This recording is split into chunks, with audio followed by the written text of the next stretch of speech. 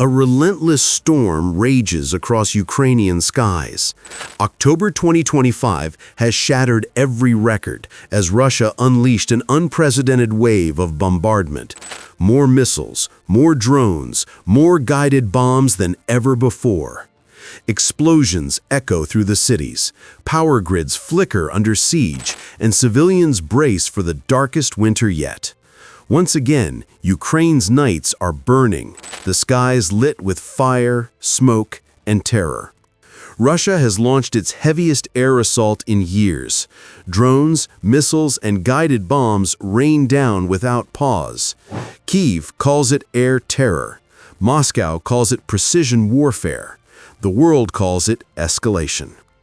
It begins before dawn, sirens wailing, skies flashing, explosions rolling through the distance. From Kyiv to Kherson, October has become Ukraine's darkest month yet, as Russia dropped a record number of aerial-guided bombs.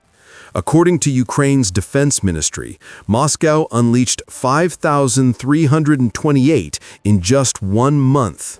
Entire neighborhoods lie in ruins. Hospitals, homes, and power stations reduced to smoking debris. At the same time, Russia's use of suicide drones has surged, quadrupling this year alone. These low-flying kamikaze drones swarm Ukrainian skies in the hundreds, slipping past defenses to strike cities, ports, and energy grids. Ukraine's air command intercepts many, but not all. And then came the missiles.